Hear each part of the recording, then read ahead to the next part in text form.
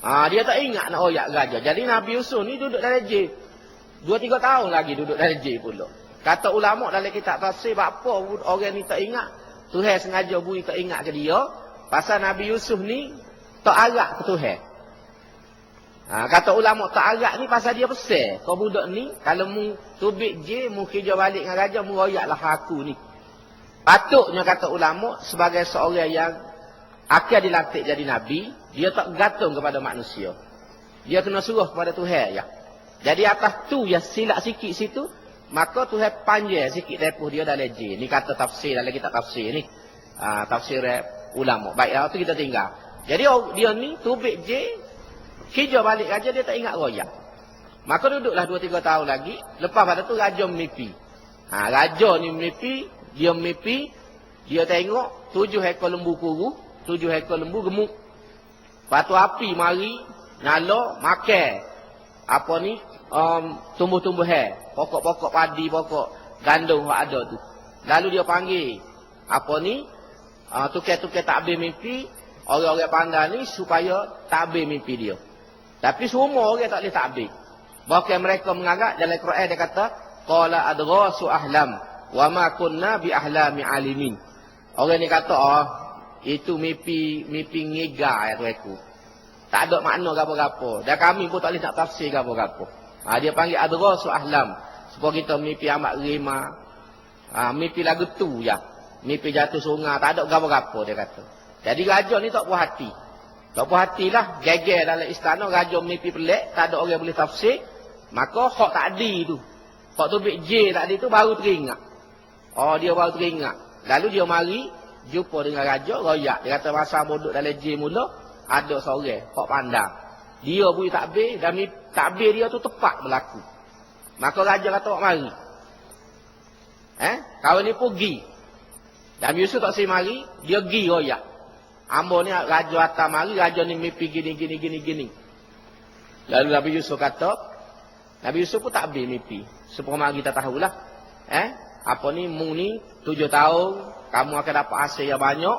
Lepas tu 7 tahun yang kemudian akan berlaku kemarah panjang di Mesir ni. Maka mu kena sipar hasil yang boleh 7 tahun ni, supaya boleh apa ni, guna waktu 7 tahun kemarah tu. Jadi hak ni dia royak. Lepas tu dia royak ke budak ni, mu tanya balik raja, seperti aku hak duduk dalam ni. Jadi lepas tu lah baru akhirnya raja tahu cerita sebenar Nabi Yusuf ni kena fitnah oleh apa ni, isteri kepada tuan dia mula nama Zulaikha tu. Zulaikha akhirnya Nabi Yusuf dibebaskan daripada penjara. Bila dibebas dari penjara, raja ni sebagai tanda terima kasih kepada Nabi Yusuf tanya, mu nak gapo? Aku nak wijawat teh ni, mu nak jadi gapo? Aku nak wijawat teh sebagai tanda terima kasih.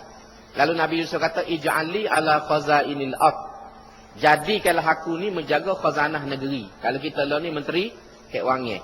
Kalau guna bahasa kita. Nabi Yusuf kata, latih aku ni jadi menteri keuangan. Ini hafizun alim, kerana aku ni tahu nak jaga barang harta benda ni. Alimun dan juga tahu lagu mana nak mengurus negara supaya boleh berhadapan dengan musim kemarau 7 tahun. Jadi ni sifat ni lah yang disebut oleh Profesor Yusuf Qaradawi ni dari 2 peristiwa ni.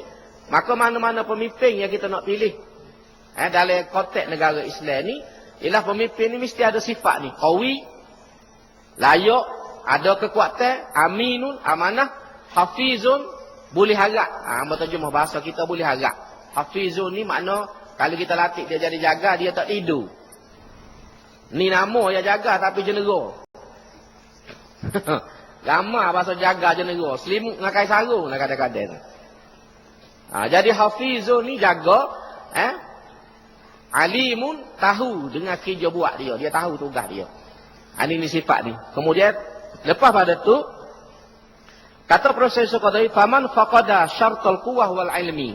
Mana-mana orang yang tidak ada ciri ataupun syarat al-quwwah dan ilmu ini, ataupun syartul amanah, syarat amanah wal hifz, fala yasluhu an yakuna min ahliha, maka dia tidak layak untuk jadi pemimpin dalam negara Islam. Illa min babid darurah, kecuali kalau dalam keadaan darurat. Tak ada orang lain hak boleh, hak lebih baik, maka terpaksa lagi kita ambil juga hak kurang. Tapi dalam keadaan biasa di mana banyak pilihan, maka kita kena pilih orang yang mempunyai syarat-syarat ni. Kalau kita guna bahasa kita ni, mudah kita ni, pilih hak juru. Bila kita nak pilih parti, nak pilih calon dalam pilihan raya, pilih hak juru, hak boleh harap. Kalau bahasa otak tu kalu ni, jangan kita latih jadi pemimpin. Ini disebut di sini. Kemudian, balik kepada ni, dia kata, maka sebab itu dia kata negara Islam ni negara yang berperaturan, negara yang madu. Adapun kedudukan ulama, dia kata, dalam Islam ni tidak ada dia panggil orang agama. Dalam Islam putih, kalau kita baca dalam buku putih, dia panggil clergy. Clergyman ni orang agama, seperti padri-padri dalam negara-negara di zaman pertengahan dulu. Dalam Islam ni tak ada jenis lagu tu. Ulama ni dia boleh paksa orang, boleh suruh-suruh orang ni dengar pandangan-pandangan dia. Tapi peranan ulama ni dalam sebuah negara Islam ialah dia menjadi penasihat. Dalam konteks kalau ulama tidak jadi pemimpin. Contohnya kalau dulu kan raja, orang tu dilatih melalui keturunan. Jadi raja, dia ni raja, dia jadi khalifah pada tu kerana keturunan dia. Maka ulama yang ada pada waktu itu bertanggungjawab untuk menegur dan menasihati pemimpin dan juga masyarakat. Dalam bahasa Imam Ghazali, ulama ni dia kena jadi garam. Dia kena jadi garam. Garam ni, kalau kita siaikan, nak sipai esok kita, apa? Buh garam dulu, baru kita buh dalam peti. Sebab garam ni melambatkan ikan ni jadi buruk. Tak sebi busuk. Lepas tu garam ni pula nak sedap makan ni. Kalau tak ada garam, lecah. Gula kita, masuk kita. Jadi peranan ulama ni dia kena jadi super garam. Dia tahan ikan tak sebi buruk, tak sebi busuk, dan dia just sedap makan ni. Sebab tu dia kena lebih-lebih kurang yang pun garam. Kalau busupik, tak makan kita. Jadi dia kena sedar-sedar molek ya. Maka sebab tu orang yang jadi tu alim, orang yang disebut ulama ni, dia kena mengekalkan sifat garam masing yang ada pada dia. Sebab tu kata Imam Ghazali, ulama ni umpama garam. Apa gunanya garam kalau tak ada masing? Tu maksud dia. Jadi ulama lon ni, siapa-siapa yang dipanggil ulama, dia kena kekalkan sifat masing garam tu. Kalau tak masing, tak pakai kerja. Dah ramai lah ulama zaman lon ni, yang boleh panggil ulama di segi ilmu. Tapi tak masing. Bahasa jenis tak masing. Putih supaya garam kena dengan Ajinomoto. Ajinomoto ni sedap makan dia, tapi kalau banyak-banyak luruh rambut. Baik Jadi tugas ulama ni ialah menasihati pemimpin dan memastikan supaya negara berada di atas jalan yang benar.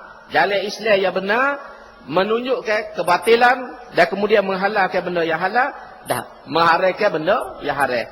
Selain daripada itu, ulama juga mesti melaksanakan amar ma'ruf dan nahi munkar dan melakukan al-mau'izah al-hasanah dan tidak takut pada jalan Allah Subhanahu Wa Taala ni kepada celaan orang yang mencela. Ini yang disebut di sini. Kemudian yang kedua, negara Islam ni pula tadi kita kata daulah madaniyah. Sifat yang kedua negara Islam ni daulah alamiyah. Negara Islam ni sifat dia ialah negara yang bersifat sejagat. Alami ni sejagat, bahasa orang putih dia panggil universal. Bersifat sejagat. Iaitu negara Islam ni dia tidak ditegakkan atas dasar bangsa. Dia tidak tegak atas dasar suku kaum, tidak.